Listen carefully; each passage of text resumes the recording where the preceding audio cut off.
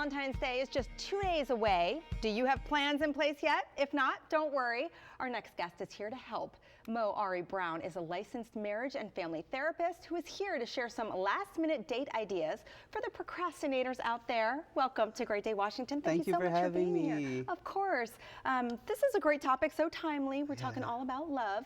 All right, but there's people out there, they might love someone, but they did not plan ahead. So we're so happy you're here. What would you say are some good last minute kind of date ideas? Yeah, when you're thinking about being last minute, it's like not always that you have to plan ahead or you don't have to have the most elaborate idea. It's really, my best advice is to prioritize feeling. How do you want that person to feel? How do you want them to walk away feeling cared for or seen?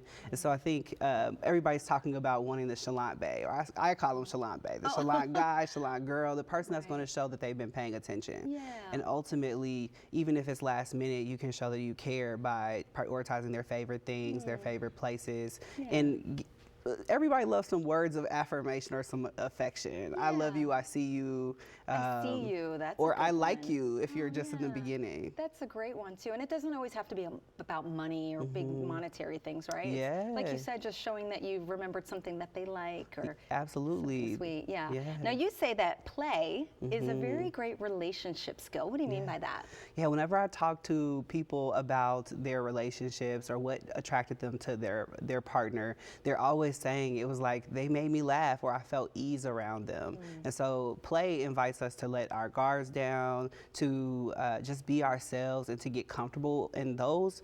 That kind of relaxation is what helps us to actually create core memories together or connect or bond. Yeah, so maybe break down those walls sooner than later when you're dating. Be playful. Absolutely. And you have a book that helps people do that called Dating Adventures. You wrote this just last year? I did. Okay, tell us about your book. I see that it has 50 scratch-off dates. That's so cool. Yeah, so this Dating Adventures book is my my offering as a licensed therapist. I'm always giving my couples homework, and so this book is me doing the heavy lifting. Nobody on Friday night should be saying, what are we going to do tonight? What are we going to eat? This book is an opportunity to just like have a bunch of ideas in a creative and fun way. I love that. So we talked in the beginning about like if someone didn't have a plan, what should they do? They should go to a bookstore, get this book, and read it with their loved one.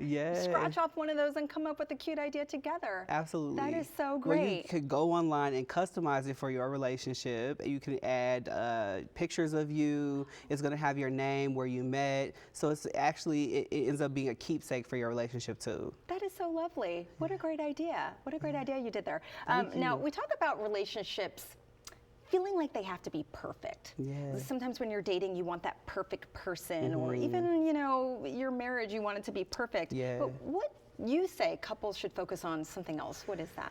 Yeah, you know, I think perfect creates a lot of pressure. So I say perfect equals pressure. And I really want people to take that pressure off and prioritize connection. Connection is the center of every relationship. And so my question that I ask couples to ask themselves is, how does this thing that we're doing bring us closer together, create more intimacy? If it's not doing that, then it's not serving the relationship.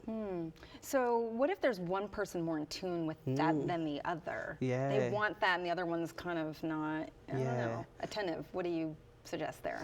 I suggest that they take the lead a little bit, and you could show the other person what it looks like to prioritize connection, but then also communicate. What is it that you want? If you're aware, like I want dates on Fridays that are sexy and fun, say that. Okay, so be clear. I like that. Be clear. And then, I love that. Yeah. This has been so much fun. Yeah. I can see why people would love to go to you and talk about relationships and get advice. And now they need to go and get your book. Yay, thank you so much. Thank you so much for being here. Yeah.